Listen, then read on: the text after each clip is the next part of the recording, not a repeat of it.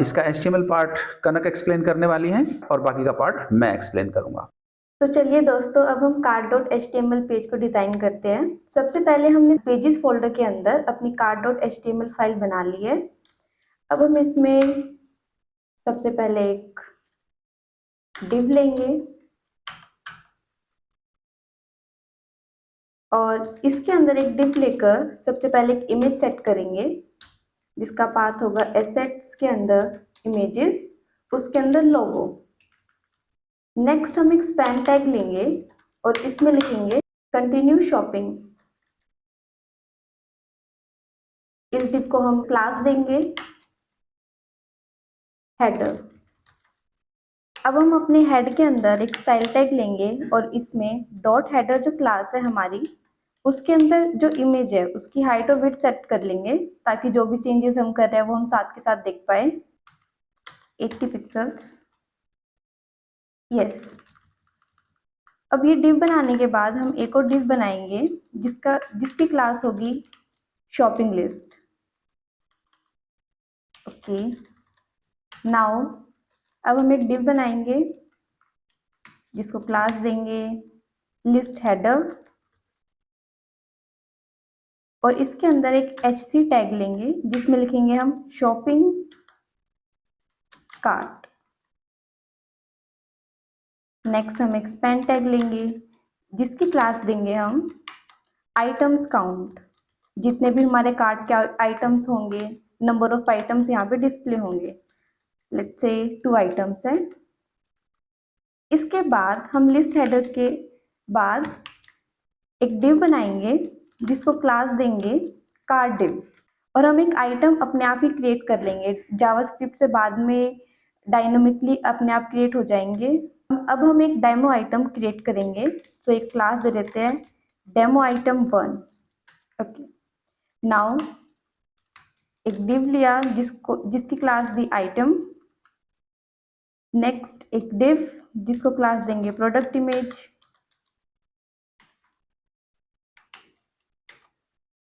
इसके अंदर हमारी एक इमेज आएगी जिसका पाथ होगा एसेट्स के अंदर इमेजेस और अभी हीरो सेक्शन वाली इमेज हम ले लेंगे थोड़ी देर के लिए।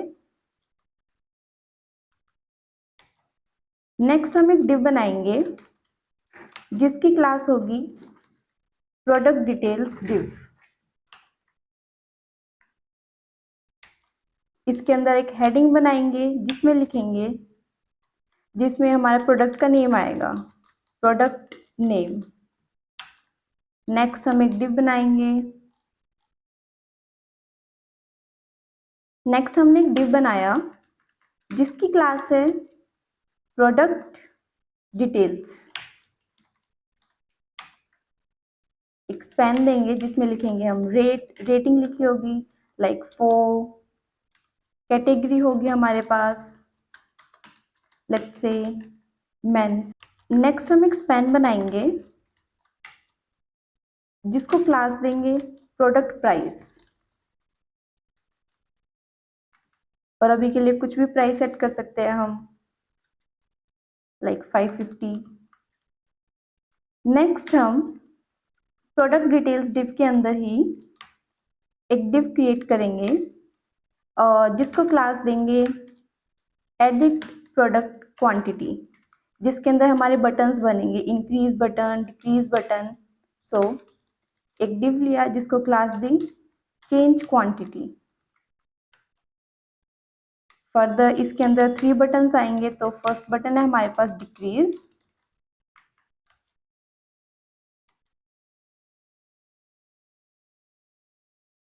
और इसके अंदर जो इमेज है उसका पाथ होगा हमारे पास एसेट्स के अंदर आइकन्स के अंदर decrease.svg। ओके, ऐसे ही हम एक इंक्रीज बटन बनाएंगे। तो क्लास का और आइकन का नेम चेंज कर देंगे इंक्रीज एंड ऐड, यस। और यहाँ पे एक स्पैन लेंगे जिसको क्लास देंगे प्रोडक्ट क्वांटिटी और अभी हम 1 सेट कर देंगे इसको। नेक्स्ट हम रिमूव बटन बनाएंगे इसको क्लास देंगे हम div को। हमने इस div को क्लास दी remove btn और इसके अंदर एक स्पैन बनाया remove। शॉपिंग लिस्ट के अंदर बट कार्ट div के बाहर हम एक div बनाएंगे जिसकी क्लास देंगे हम ऑफर। अब हमने ऑफर के अंदर एक स्पैन टैग लिया जिसमें हमने कुछ अपनी तरफ से ऑफर डाल दिया है। अब हम इसको स्टाइल करते हैं।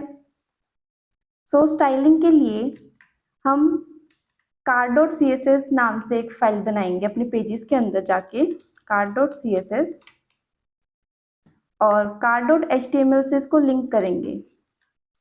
So link css file and name of file is cart.css। सबसे पहले हम जो बाय डिफॉल्ट मार्जिन और पैडिंग आ जाती है उसको 0 सेट करेंगे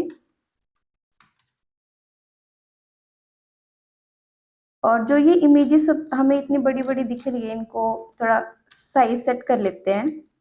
डॉट हेडर के अंदर img है जो इसकी हाइट सेट करते हैं 80 पिक्सल्स और जो ये हीरो सेक्शन वाली इमेज है इसको भी सेट कर लेते हैं।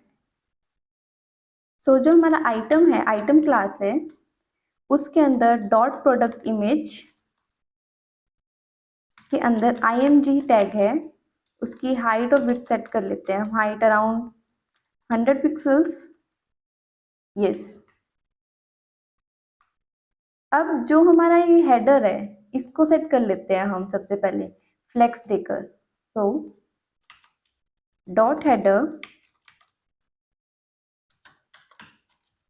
display flex align items center and justify content space between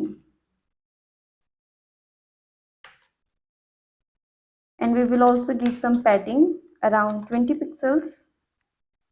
अब जो हमारी शॉपिंग लिस्ट है इसको थोड़ा डिजाइन करते हैं। कुछ बॉर्डर रेडियस देते हैं अराउंड 8 पिक्सल्स और कुछ बॉर्डर देते हैं 2 पिक्सल्स सॉलिड ग्रे। अब जो हमारी लिस्ट हेडर है शॉपिंग कार्ट और 2 आइटम्स है हम इनको चाहते हैं एक ही रो में। सो इस पे भी हम डिस्प्ले फ्लेक्स लगा सकते हैं। So dot list header display flex align item center and justify content space between। और जो हमारी शॉपिंग लिस्ट है इसको कुछ पैडिंग दे देंगे 4 पिक्सल्स। हम डॉट आइटम्स जो है हमारे पास डॉट आइटम्स काउंट नाम से जो क्लास है वो ये वाली है 2 आइटम्स जिसमें डिस्प्ले हो रहे हैं। इसको कुछ कलर चेंज कर देते हैं। Let's give it grey and font weight 600 and font size a bit smaller 14 pixels। सो हम चाहते हैं जो हमारी प्रोडक्ट की इमेज और प्रोडक्ट की डिटेल्स है वो फ्लेक्स से एक रो में आ जाए। सो डॉट लिस्ट हेडर है उसके साथ ही हम डॉट आइटम जो हमारी क्लास है उसको भी लिख देंगे ताकि सेम लाइन में आ जाए। बट हम जस्टिफाई कंटेंट नहीं चाहते तो हम ओवरराइट कर सकते हैं इसी क्लास को। So dot item justify content start and give some gap around 8 pixels। Now we want कि ये जो बटन्स है हमारे पास ये एक रो में आ जाए। सो एडिट प्रोडक्ट क्वांटिटी जो क्लास है हमारे पास उसको भी हम डिस्प्ले फ्लेक्स देंगे। Align items centre.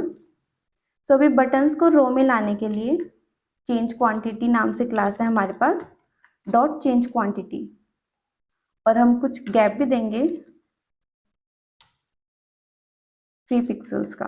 तो जो हमारे पास बटन्स है डॉट डिक्रीज और डॉट इंक्रीज नाम की क्लास से इसको हम बॉर्डर देंगे 2 pixels solid grey and border radius 5 pixels. Dot remove button के लिए भी हम सेम स्टाइल यूज कर लेते हैं। यस। अब हमारे पास हमने एक आइटम बनाया था, जैसे ही हम 2 आइटम्स बनाते हैं अपनी HTML के अंदर, इनको डिफरेंशिएट करने के लिए एक बॉर्डर दे देते हैं आइटम को हम अपनी क्लास को। डॉट आइटम जो हमारे पास क्लास है, हम इसको एक बॉर्डर देंगे 1 pixel solid and greyish shade. और जो हमारी डॉट शॉपिंग लिस्ट क्लास है, इसको कुछ गैप भी दे देंगे यहाँ पर अराउंड 8 पिक्सल्स। लेकिन गैप फ्लेक्स की प्रॉपर्टी है तो हमें डिस्प्ले फ्लेक्स भी देना पड़ेगा, और फ्लेक्स डायरेक्शन बाय डिफॉल्ट रो होती है तो हम कॉलम देंगे। तो ऐसे हमारी स्टाइलिंग हो चुकी है। तो दोस्तों मिलते हैं नेक्स्ट वीडियो में, उसमें हम अपने आइटम्स को डिस्प्ले कराएंगे।